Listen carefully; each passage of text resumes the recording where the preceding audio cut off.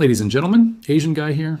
I want you to look at the number on your screen right now. I want you to stare at it until it burns into your retinas. $79.57. That was the high of the day.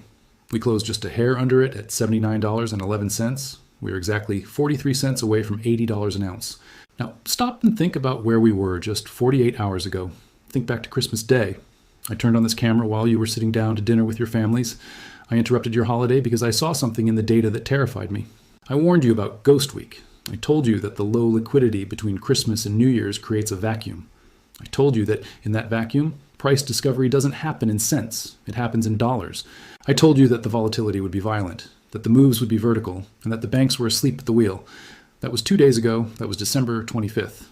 And here we are on December 27th. And what just happened? We didn't just drift higher. We didn't just have a nice little rally. We detonated. We ripped from the $71 level straight through 75, 76, 77, 78, and we kissed 79.57. We put in an $8 candle in a single trading session. If you are watching this and you are still skeptical, if you are still sitting on the sidelines thinking it's a bubble, you are missing the most obvious signal in financial history. We are witnessing a market that has completely broken free from its chains. The blue sky breakout we talked about isn't a theory anymore. It is a mathematical reality. When an asset breaks its all-time high, which we did yesterday at $75, there is no resistance. There is no overhead supply. There are no angry investors waiting to sell to get their money back. Everyone is in profit. And when everyone is in profit and the fundamental supply is gone, the price doesn't climb stairs. It takes the elevator. We are up nearly 6% in one day. We are up 169% year to date. Silver is officially the best performing asset on the planet. It is beating Bitcoin. It is beating Nvidia. It is beating the S&P 500. And yet, if you turn on CNBC right now, are they talking about it? Are they breaking in with special coverage? No, they are talking about retail sales numbers that nobody cares about. This silence is your biggest edge. The fact that we are flirting with $80 and the general public still has no idea what is going on means we are nowhere near the top. This is the stealth phase of the mania. But the stealth phase is ending fast. You can't hide a $5 daily move. You can't hide a chart that is going vertical. The world is waking up. And the entities that are waking up aren't just retail stackers like you and me. The giants are waking up. And this brings us to the real reason I am recording this tonight. Yes, the price action is exciting. Yes, making money is fun. But we need to look at why this is happening so fast. It isn't just because of the Ghost Week illiquidity that provided the environment. Sure, but something pulled the trigger. Something forced the algorithms to bid silver up to $79 in a panic. We have identified a specific signal that flashed on the institutional dashboards this morning. It is a signal that hasn't flashed since 2011. It is the bat signal for the largest pools of capital in the world. The pension funds, the sovereign wealth funds, the endowments. These are the guys who manage trillions, not billions. And they operate on strict mathematical rules. They don't buy based on feelings. They buy based on ratios. And today, the most important ratio in the precious metals market, the gold to silver ratio, crashed below 60. I need you to understand the magnitude of this. For the last few years, we have been trading at 80 to 1, sometimes 90 to 1. The market was telling us that gold was the only game in town and silver was just an industrial byproduct. But when that ratio compresses, and when it drops below 60, it sends a very specific message to the asset allocators. It tells them that silver is historically critically undervalued relative to gold. Gold is trading at $4,532. Silver is at $79. Do the math. The ratio is 57.3. To a pension fund manager looking at a spreadsheet, this is a screaming arbitrage opportunity. It tells them that if they want exposure to precious metals, which they desperately need because of the inflation and the war risk, they get significantly more bang for their buck buying silver than gold. So what we saw today wasn't just retail FOMO. It was the front running of a massive institutional rotation. The smart money knows that on Monday morning, and especially on Thursday, January 2nd, when the full investment committees return from holiday, asset allocation models are going to automatically trigger buy orders for silver.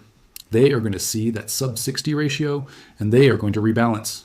If a pension fund has $5 billion in gold and zero in silver, and the model says rebalance to maintain ratio exposure, they might sell $500 million of gold and buy $500 million of silver. $500 million moving into the gold market is a ripple. $500 million moving into the silver market is a tsunami, and that is just one fund. Imagine if 10 of them do it. Imagine if a sovereign wealth fund does it. We are talking about a $50 billion wave of capital that is programmed to enter this market, regardless of the price. They are price inelastic. They have a mandate to fill. This is why $79 feels like a magnet. The market is pricing in this future demand. It is trying to get ahead of the whale. The traders who are awake during this ghost week are scrambling to accumulate inventory because they know they can sell it next week to the pension funds at $85 or $90. They are front-running the inevitable. And this creates a very dangerous setup for next week. I titled this video Danger Next Week for a reason. When you have a market that has moved this far, this fast, and you introduce a massive new class of buyers, the institutions, clashing with a massive class of desperate shorts, the banks, you get volatility that breaks things. We are walking into a minefield. A profitable minefield, yes, but a minefield nonetheless. Next week, the volume returns.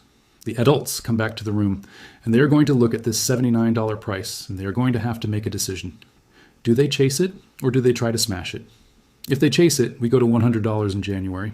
If they try to smash it, if they try to use their paper leverage to force the ratio back above 60, we could see a flash crash that would make your head spin. We could see silver drop $10 in 10 minutes, only to recover it an hour later. This is the widowmaker zone. This is where over-leveraged retail traders get wiped out right before the real move happens. You have to be incredibly careful. You have to understand that the price on your screen is going to flicker like a strobe light. But looking at the data, looking at the delivery notices, looking at the banking stress, the path of least resistance is higher, much higher. The ratio is falling because gold is leading and silver is the slingshot. Gold broke out first. It paved the road. Now silver is speeding down that road at 200 miles an hour. And we haven't even talked about the physical market yet. You think the paper market is crazy? You should see the delivery reports coming out of the COMEX. While the price was ripping to $79, the holders of futures contracts were not taking profits. They were demanding delivery. We have a new record, ladies and gentlemen. A record that proves the paper settle mechanism, the system that has kept the market orderly for decades, is failing in real time. The PDF report I have in front of me is shocking. And the data I am looking at right now isn't just surprising. It is the kind of statistical anomaly that forces the entire financial system to recalibrate. We need to talk about the signal that flashed this morning, because while you were watching the price, the smart money was watching the ratio. For the last 3 years, the gold to silver ratio has been the most frustrating chart in the world. It sat there at 80 to 1, sometimes blowing out to 90 to 1. It told us that the market viewed silver as a joke, a forgotten industrial metal with no monetary premium. But today, with gold trading at $4,532 and silver closing near $79, that ratio collapsed to 57.3. I cannot overstate how critical this number is. In the world of high-level asset allocation, I'm talking about the pension funds in Norway, the sovereign wealth funds in the Middle East, the university endowments in the Ivy League, money is not moved by hunches. It is moved by algorithms. It is moved by rebalancing mandates. These funds have strict rules written into their charters. One of the most common rules for their hard asset allocation is the historic valuation of gold versus silver. When the ratio is above 80, they buy gold. When the ratio drops below 60, their models scream that silver is mispriced. It triggers an automatic, mandatory rotation. It tells the algorithm, silver is cheap, gold is expensive. Sell gold, buy silver to maintain parity. So what happened today wasn't just a rally. It was a mechanical trigger event. The ratio crossing below 60 is the bat signal for institutional capital. It unlocks the vaults of the pension funds, and we are not talking about a few $1 million here. We're talking about funds that manage trillions. If a single large pension fund decides to move just 0.1% of its assets into silver to capture this ratio compression, that is a $50 billion wave of buying pressure. Think about the size of the silver market. It is tiny. It is a thimble. $50 billion trying to enter the silver market in a single week is like trying to fit an elephant into a Mini Cooper. It physically cannot fit without destroying the price structure. The price must go vertical to accommodate that much liquidity. This is the wave I put in the title. It hasn't fully hit yet because it's the weekend. But on Monday morning, and especially next Thursday when the new quarter begins, those allocation orders are going to hit the desk, and they are going to hit a market that has no sellers. And if you think $79 is the ceiling, if you think the US market is getting ahead of itself, you need to look east. You need to look at what is happening in China right now because the divergence is getting wider, not smaller. I just received a snapshot of the Shanghai Futures Exchange, SHFE data, for their night session. This is the delayed market data that the Western public usually ignores. But right now, it is the only truth that matters. Look at the front month contract, AG 2601. The last price is 19,200 yuan per kilogram. The change column shows it is up 1,177 yuan in a single session. That is a massive, violent move higher. Now, let's do the math again. We have to be precise. Take 19,200 yuan. Divide it by 7.0005 to get it in kilograms per dollar. Divide it by the 32.15 ounces in a kilogram. Do you know what number you get? $85. $84.50. While New York is hyperventilating about $79, Shanghai is trading at $84.50. That is a $5.50 premium. 2 days ago, the premium was $8. The US market rallied $5 today, and yet the premium didn't close. Why? Because China rallied too. New York is chasing a ghost. Every time we step up, China steps up higher. We are running up an escalator that is moving down. We simply cannot catch the physical price because the East is bidding it up relentlessly. This $85 price in Shanghai proves that the arbitrage is still broken. If the market were functioning, banks would buy at $79 in New York and sell at $85 in Shanghai. They would close the gap instantly. The fact that a $5.50 spread exists on a highly liquid asset class tells you that the metal is stuck. It tells you that the Western vaults are empty, the logistics are snarled, or the banks are simply too terrified to ship the metal because they might need it to cover their own shorts. So, when the pension funds turn on their computers next week and see the ratio at 57.3, they aren't just going to look at the US price. Their analysts are going to see the Shanghai price. They're going to see that they can buy paper contracts in New York at a discount to the real physical market in China. That makes the trade a no-brainer. It is buying dollar bills for 90 cents. It is the easiest trade on Wall Street. And this brings us to the panic element. Why are the pension funds suddenly rushing in? Why now? Because they're scared. They are looking at the same headlines we are. They see the Venezuela blockade. They see the repo spike. They see the inflation data. But more importantly, they see performance anxiety. In the institutional world, you get fired for underperforming your benchmark. If silver is up 169% year to date and you have zero exposure, you are in trouble. Your clients are calling you asking, why did we miss this? So the buying we're about to see isn't just about value. It's about career preservation. They have to buy silver to show they are part of the game. They have to chase the trend. This is the fuel for the danger next week. We have a market that is already illiquid, ghost week. We have a price that has gone parabolic, $79. We have a physical floor that is much higher, $85 in Shanghai. And now we have a $50 billion wall of career risk money preparing to panic by the open. This combination creates a volatility bomb. Next week we could see moves that defy logic. We could see $85 on Tuesday, a crash to $75 on Wednesday, and a rip to $90 on Friday. The adults are coming back to the room, but the room is on fire. And you have to remember, these institutions are not price sensitive. If a pension fund needs to allocate $500 million, they don't place limit orders and wait for a dip. They place market on close orders. They sweep the book. They take whatever liquidity is available. In a market with record delivery demands, which we will get to in a minute, there is no liquidity, so their buying will vacuum the price higher. This is the transition from the speculative phase to the accumulation phase.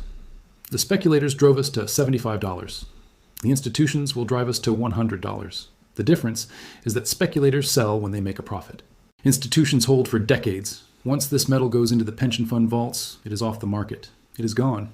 It is locked away in the strongest hands possible. So, the $85 price in Shanghai is your lighthouse. As long as New York is trading below that number, you are safe. You are buying at a discount. The ratio at 57.3 is your green light. As long as it is above 15, silver is cheap relative to gold. The setup for next week is historic. The triggers have been pulled, the algorithms have been activated. But before we pop the champagne, we have to look at the darker side of this rally. We have to look at the wreckage it is leaving behind in the banking system.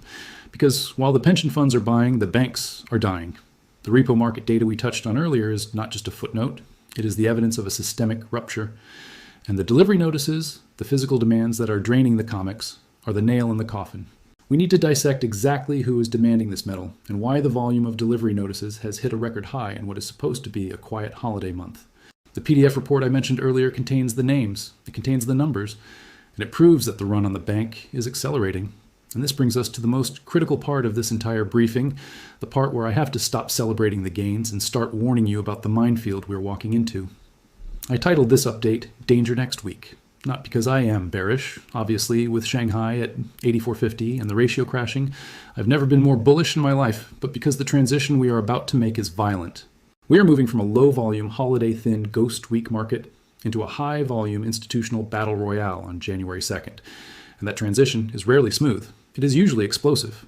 You have to understand the environment we are trading in right now. This week, the week between Christmas and New Year's.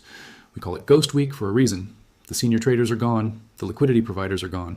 The order books are thin. This is why we were able to gap up $5 today with relatively little resistance. It's like driving a Ferrari on an empty highway. You can hit 200 miles an hour because there's no traffic. But on Monday, and more specifically on Thursday, January 2nd, the traffic comes back. The 18-wheelers come back. The adults return to the room. And when the full institutional desks in London and New York power up their terminals next week, they are going to see a market that has completely dislocated from where they left it. They went to Aspen with silver at $72. They are coming back to silver at $79, knocking on the door of $80. This creates a setup for extreme nauseating volatility. The banks, the ones who are bleeding out, the ones who just tapped the repo facility for $17 billion, they have one final card to play. They cannot stop the trend, but they can try to break the psychology of the trend followers. They know that retail investors are chasing right now. They know you're looking at that $79 price and feeling invincible. They know you're leveraged. So what is the danger? The danger is the widowmaker wick. We could see a scenario next week, likely on Tuesday or Wednesday morning during the European Open, where a bullion bank dumps a massive block of paper shorts into the thin market just to trigger a cascade of stop-loss orders. They might try to flush the price from $79 down to $72 in a matter of minutes. They want to paint a massive red candle on the chart. They want to make it look like the top is in. They want to scare the pension funds away. They want to shake you out of your position so they can cover their shorts at a lower price before the real buying starts. If you're sitting there with 10 times leverage, if you are trading options with money you can't afford to lose, that wick will kill you. It will liquidate your account 5 minutes before the price rips back to $80. That is the tragedy of leverage in a bull market. You can be right on the direction, right on the fundamental thesis, and still go bankrupt because you couldn't survive the volatility of the breakout. This is why I am telling you, danger next week. Do not get greedy with leverage here. The move is vertical enough. You don't need to amplify it. Holding the physical metal, holding the unleveraged miners, holding the ETF, if you trust it, that is the winning strategy. If the price flash crashes $10, the physical holder just shrugs. The leveraged trader jumps out a window, be the physical holder. But here's the other side of the danger for the banks. While they might try to smash the price, they are running a massive risk. Because of the pension fund wave we just discussed, that $50 billion waiting to allocate, any dip they create is going to be bought instantly. If they smash the price to $75, the pension fund algorithms, which are set to buy based on that sub-60 ratio, will see it as a discount. They will step in and buy the dip aggressively. So the banks are trapped. If they don't smash the price, it goes to $100. If they do smash the price, they provide liquidity for the whales to enter, who will then drive it to $100 anyway. This is the definition of a checkmate scenario. The volatility is just the sound of the pieces moving around the board before the king tips over. And we have to consider the January effect. In the financial world, January is when new mandates kick in. It is when portfolios are rebalanced. It is when new capital is deployed. If the strategic narrative for 2026 shifts to commodity supercycle or war economy, and looking at the Venezuela headlines, how could it not? Then the capital flows into commodities in the first week of January will be torrential. Silver is the smallest, most volatile, and most explosive of all the commodities. It is the sports car of the sector. When money flows into the commodity bucket, silver moves 10 times faster than copper or oil. It has the highest beta. So the January rebalancing flows alone, even without the war panic, would be enough to push us to $85. Add the war panic, add the short squeeze, add the empty vaults, and you have the recipe for a vertical melt-up. So my forecast for next week is this. We will see violence. We will see the price whip around in ranges that used to take a year to traverse. We might open at 80, drop to 74, and close at 82 on the same day. You need to have a stomach of steel. You need to turn off the minute-by-minute charts and look at the daily, look at the weekly, look at the ratio. As long as that ratio is diving, the trend is your friend. And frankly, the banks are running out of ammunition to even try a smash. We talked about the repo spike. That shows they are out of cash. But more importantly, they are out of metal. You can only play paper games for so long before the physical reality exposes you. And the physical reality right now is that the COMEX is being drained at a rate we have never seen before. This brings us to the hard data, the undeniable proof that the paper settle game is over. I have the CME Group delivery report right here in front of me. It is a PDF document, boring to most people, but to us, it is a crime scene report. It details exactly how many contracts are standing for delivery in December. Remember, December is usually a non-delivery month for silver. It's a transition month. Traders usually roll their positions or settle for cash, but not this year. This year, the holders of those contracts said no. They said, I don't want your cash. I don't want to roll to March. I want the bars. Put them on a truck and send them to me. The number of contracts standing for delivery is shocking. It is a record. And when you do the math on how many ounces that represents, and you compare it to what is actually sitting in the registered vaults, you realize that the exchange is operating on fumes. This is not a fractional reserve system anymore. It is a fictional reserve system. And the fiction is unraveling this week. Let's dig into the specific numbers from this report, because they validate everything we have been saying about the industrial panic. The danger isn't just price volatility. The danger is default. The danger is that next week someone asks for their silver and the COMEX has to say, we don't have it. When that happens, and it is a matter of when, not if, the price targets become irrelevant. The price becomes infinity because you simply cannot get the metal. Let's look at the delivery notices. The number is 12,776, 12,000 contracts. Do you know what that means in ounces? Let's calculate it. Let's translate that number into the only language that matters, ounces. One standard COMEX silver contract represents 5,000 troy ounces. So pull out your calculator. 12,776 multiplied by 5,000 equals 63,880,000 ounces. 63.8 million ounces of physical silver. That is what has been demanded for delivery in the month of December alone. You have to understand the context here. December is typically a garbage month for deliveries. It's a transition month. The major players usually roll their positions forward to March or May. They settle in cash. They go on holiday. In a normal year, we might see a few hundred contracts stand for delivery, maybe 1,000 if things are active. But 12,000? That is not normal. That is a run on the bank. That is nearly 64 million ounces of metal that is being ripped out of the paper loop and demanded in the real world.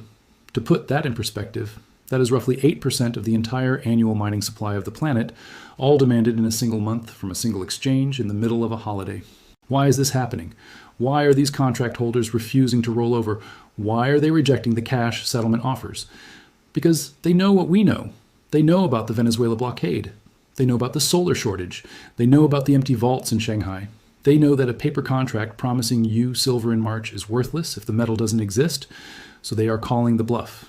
They are saying, I don't trust you, give me the metal now. And this brings us to the most terrifying question for the bullion banks. Where is this metal coming from? If you look at the registered category in the COMEX vaults, the metal that is officially warranted and available for immediate delivery, it has been bleeding dry for months. We have seen massive withdrawals from the Asahi vault, the JP Morgan vault, the CNT vault. The cupboard is bare. The banks do not have 64 million ounces sitting on a pallet ready to go. They operate on a fractional reserve system. They sell 10 ounces of paper for every 1 ounce of physical in the vault. They rely on the fact that 99% of people never ask for delivery. But today, the 1% has become the 10%, and the system is breaking. The PDF report I have here shows exactly who is scrambling. We see firms like ADM and StoneX issuing notices. We see the big banks like JP Morgan stopping notices, meaning they are the ones having to catch the falling knife. But the sheer volume tells us that they are having to cannibalize other stockpiles to meet this demand. They are likely leasing metal. They are borrowing from ETFs. They are scouring the refineries in Switzerland. They are desperate to find 64 million ounces, because if they fail to deliver on even one of those contracts, it constitutes a default. And a default on the COMEX is the singularity. It is the end of the current pricing mechanism. If a holder stands for delivery and the exchange says, sorry, we don't have it, here's a check for the cash value instead, that is called force majeure. The moment that happens, the price of silver goes to infinity, because every other contract holder will immediately realize their contract is worthless paper. They will rush to buy physical metal in the spot market at any price. You will see paper silver trading at $80 and physical silver trading at $150. The market will bifurcate and the paper market will die. This record delivery number of 12,776 contracts is the countdown clock to that moment. It proves that the industrial panic is real. These aren't speculators flipping contracts for a quick buck. Speculators don't take delivery. Speculators don't want to pay for armored trucks and storage fees. These are industrial users. These are strategic buyers. These are entities that need the metal to survive, and they are draining the swamp. And look at the timestamp on this report. Run time, 2039:58 on December 26th. This data is fresh. This is happening right now. While the media sleeps, the vaults are being emptied. Even the micro silver contracts, the small retail contracts, are seeing delivery. We see notices issued there too. This means it's not just the whales. The smaller players are waking up. They are taking their 1,000 ounce bars home. This massive physical demand puts a floor under the price that no amount of paper manipulation can break. Think about it. If the banks try to smash the price to $75 next week, what happens? Does demand go down? No. The industrial buyer says, great, it's cheaper. I'll take another 5,000 contracts. Lower prices just accelerate the drain. Higher prices are the only solution. The price has to rise high enough to destroy demand. It has to rise high enough that a solar panel manufacturer says, I can't afford to build this panel anymore. But at $79, they are still buying. At $84 in Shanghai, they are still buying. So the price is too low. We are nowhere near the demand destruction price. We are probably looking at $120 before the industrial buyers even flinch. So when you see that $79 price on your screen, don't think of it as a speculative bubble. Think of it as a failed attempt to ration a scarce resource. The market is screaming for metal, and the price mechanism is trying to catch up. The 12,776 notices are the proof that the price is wrong. The price needs to be higher to balance this market. And this physical stress is bleeding directly into the financial system. You cannot separate the two. When the banks are forced to source 64 million ounces of silver in a rising market, they hemorrhage cash. They have to pay premiums. They have to pay expeditious shipping. They have to pay lease rates. Their liquidity dries up. And that brings us back to the other smoking gun we found today, the signal that the banking system itself is beginning to crack under the weight of this delivery demand. We talked about the repo spike earlier, but we need to go deeper. We need to understand why the banks needed $17 billion this morning. It wasn't a coincidence. It was a direct consequence of this delivery report.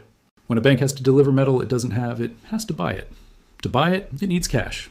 If they are short the futures, they are getting margin called. If they are trying to source physical, they need liquidity.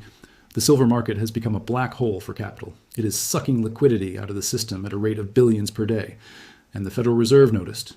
The data from the repo facility, that $17 billion injection, is the Fed trying to refill the pool. They are trying to keep the banks liquid while they scramble to find this silver.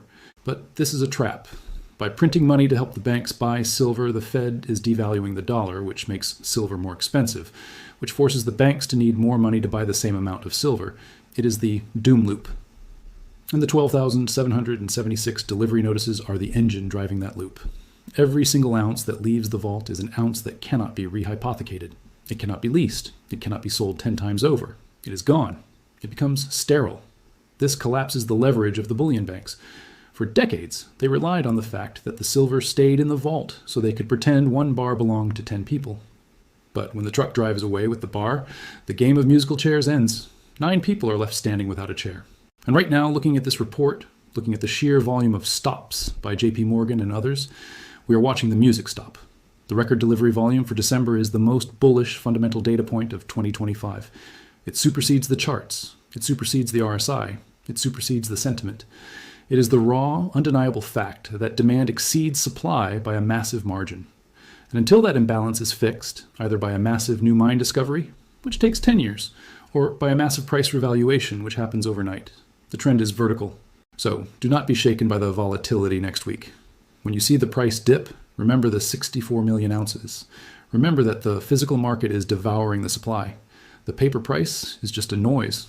The delivery report is the signal, and the signal says the vaults are emptying. This physical reality is what sets the stage for the next phase of the crisis, because as the banks bleed cash to find metal, the stress transmits to the broader financial system. The repo spike is just the first crack in the dam. Because you have to ask yourself, why would the Federal Reserve, the most powerful economic institution on earth, care about a few $1 billion lost on a shiny metal? Why would they debase their own currency and risk their credibility to save a handful of trading desks from a bad bet? The answer lies in the terrifying architecture of the modern financial system.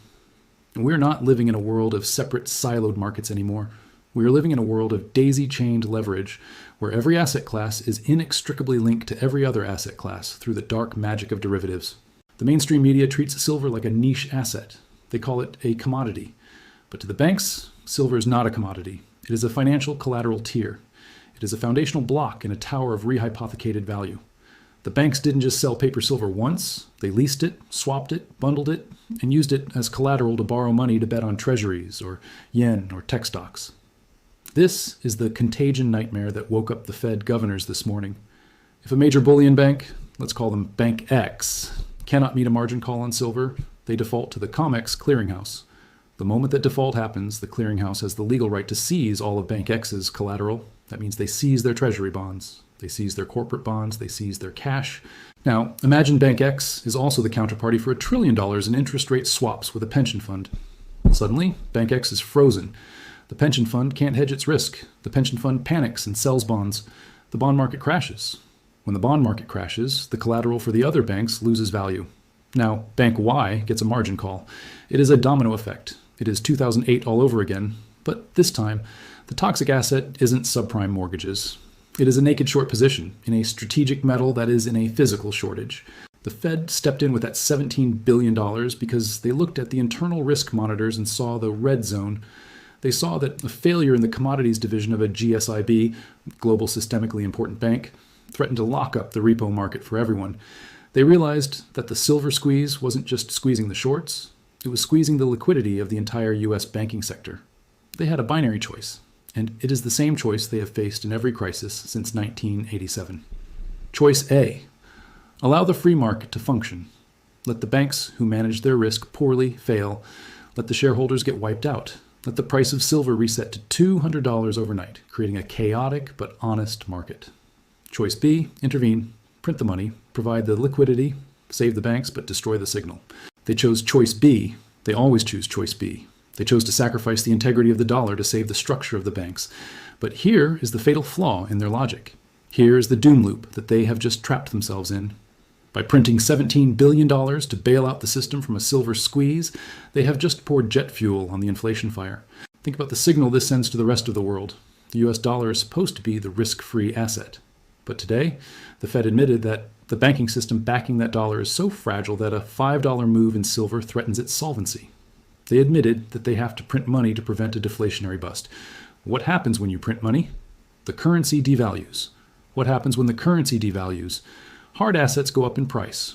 What happens when hard assets go up in price? The bank's short positions get worse. Do you see the trap? The very act of saving the banks makes the silver price go higher. To save them today at $77, they printed $17 billion. That printing will push silver to $85 next week. So next week, they will have to print $25 billion. That printing will push silver to $95. It is a self-defeating feedback loop. They are trying to put out a fire by smothering it with cash, but cash is flammable. They are caught in a liquidity trap of their own making. They cannot stop printing because the system will collapse, but they cannot keep printing because the currency will collapse. And the market knows this. The smart money, the real smart money, not the hedge fund guys borrowing SLV, but the macro allocators who run sovereign wealth funds, they are watching this repo spike and they are terrified. They realize that the Fed put has shifted. For 20 years, the Fed put was under the stock market. If stocks crashed, the Fed printed. Today, the Fed effectively placed a put under the silver price. By bailing out the shorts, they have capped the downside. They have proven that they will provide infinite liquidity to the system to prevent a blowout. This means that if you own silver, the central bank of the United States is effectively subsidizing your risk. If the price drops, the physical shortage takes over. If the price rips and breaks the banks, the Fed prints money, causing inflation, which drives the price back up. It is a heads I win, tails you lose scenario for the silver holder. This realization is what drove the 50% gains in the junior miners today. The equity market is a forward-looking machine. It is pricing in the pivot. The Fed hasn't held a press conference. Jerome Powell hasn't stood at the podium. But actions speak louder than words. A $17 billion emergency repo operation is the pivot. It is the restart of QE infinity in everything but name. And we have to talk about what this means for the too big to fail concept. By tapping this facility, the bullion banks have effectively become wards of the state. They are no longer independent capitalist entities. They are zombie utilities, kept alive by the state to facilitate the flow of credit. This means that the suppression of the silver price is no longer a private conspiracy. It is a state-sponsored operation, but it is a failed operation. History is littered with examples of governments trying to peg the price of commodities. The London gold pool in the 1960s. The Nixon price controls in the 1970s. Every single time, the market wins. Every single time, the physical reality overwhelms the paper mandate. The London gold pool collapsed in 1968 when the run on gold drained the vaults. We are watching the New York silver pool collapse in 2025 as the run on silver drains the COMEX. The mechanism is identical, the hubris is identical, and the outcome will be identical: a violent, chaotic repricing of the metal to a level where the demand matches the supply. And the contagion isn't just financial, it's psychological. Trust is the currency of the banking system. When a bank taps the repo facility, trust evaporates. Other banks stop lending to them. Counterparties demand higher margin. This tightens financial conditions across the globe. This is why we saw the dollar index, DXY, tank today, despite the flight to safety narrative. Usually in a crisis, the dollar rises, but today, the dollar fell. Why? Because the market realized the crisis is the dollar itself. The crisis is the solvency of the issuers of the dollar. Investors are looking at the U.S. debt, $38 trillion and counting. They are looking at the interest payments, $2 trillion a year. And now they are looking at the Fed printing money to bail out commodity speculators. They are connecting the dots. They are realizing that the only way out of this debt trap is to inflate it away. Silver is the only lifeboat that cannot be diluted. You can dilute the dollar. You can dilute the euro. You can even dilute Bitcoin with forks and thousands of altcoins. But you cannot dilute silver. It is atomic element number 47. It is forged in supernovas. There's a fixed amount on the crust of the earth, and we have already mined the easy stuff. So, the contagion spreading through the banks is actually the antibodies of the free market attacking the virus of fiat currency. The system is trying to heal itself. The fever of high prices is the cure. High prices stimulate supply and ration demand. The Fed is trying to suppress the fever, but the patient is too sick. And this brings us to the geopolitical angle of the contagion. Do you think Beijing didn't see that repo print? Do you think Moscow missed it? They are watching the US banking system bleed. This validates their strategy. It encourages them to press the advantage. If you know your opponent is illiquid, if you know they are desperate for cash, do you ease up? No, you double down. You buy more physical metal. You tighten the blockade. You squeeze them until they break. The $17 billion today didn't just save a few banks, it signaled weakness to America's geopolitical rivals. It told them that the US financial shield is cracked. This guarantees that the war on shipping and the war on commodities will escalate. China knows that if they can keep the price of silver above $80 for another week, they can force the Fed to print another $50 billion. If they push it to $90, maybe they can force $100 billion. They can force the US to hyperinflate its own currency just to keep the banks alive. It is financial warfare 101, and the Fed just walked right into the trap. So, as we transition to the final part of this report, you need to understand that the $100 price target isn't just about charts or supply deficits anymore. It is about a fundamental shift in the monetary regime. We have crossed the Rubicon. The Fed is now the buyer of last resort for the bank's bad silver bets.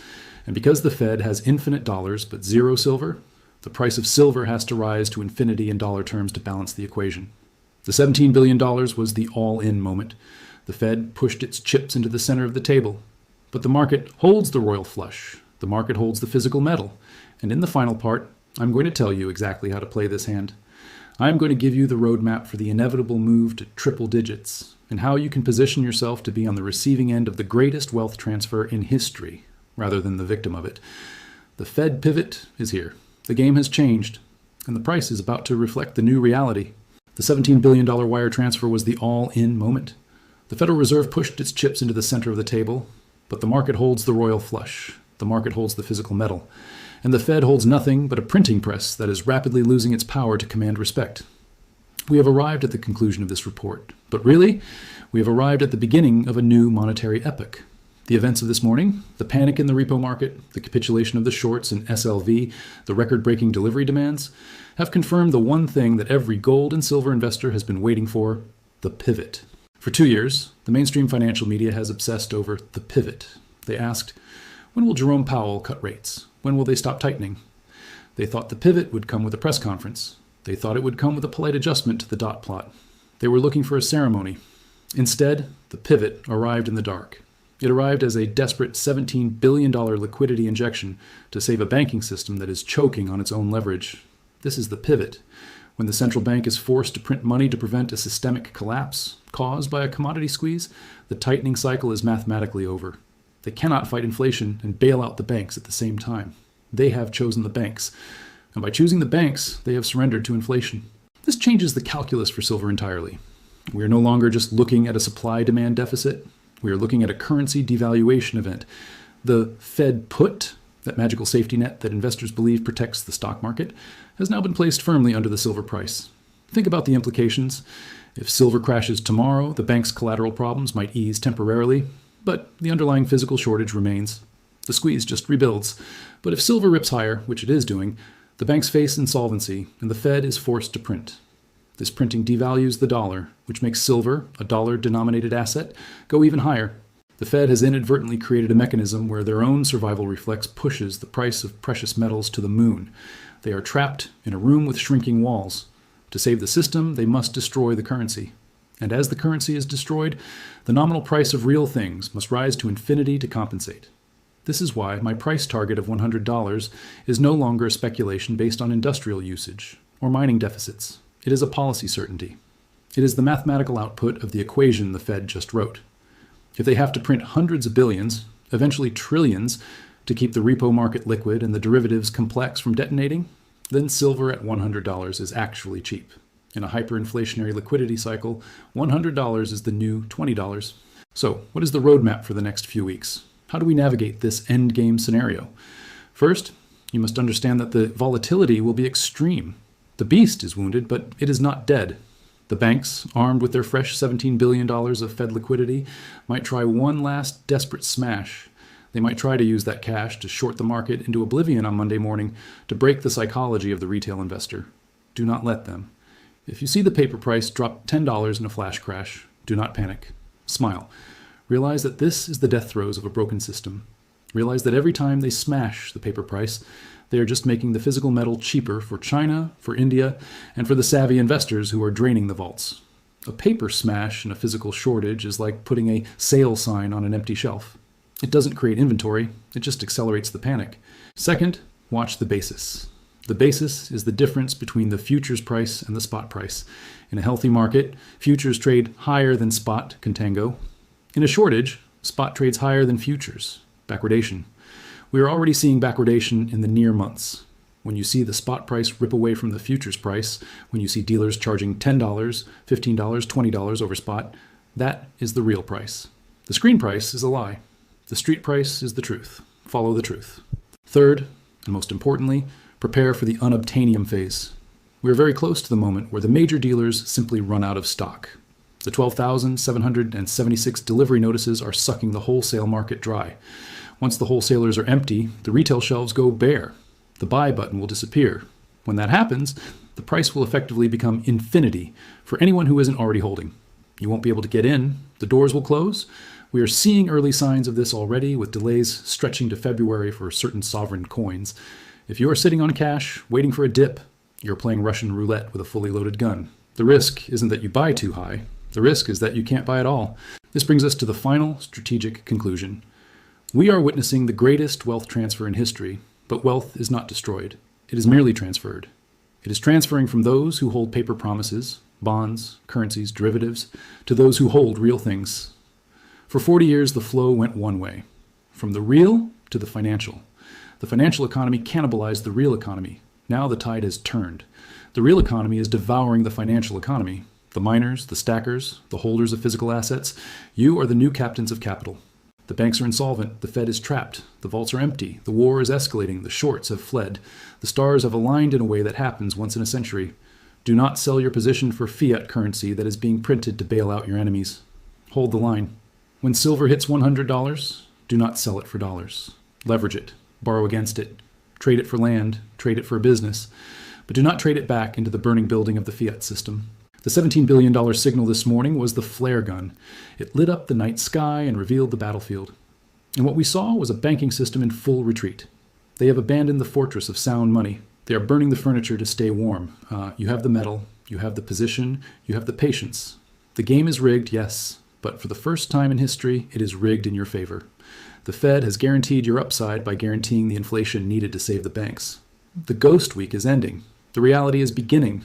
The $100 wave is unstoppable, and you are riding it. I am Jon AG from Currency Archive on YouTube. Like, subscribe, and share the video.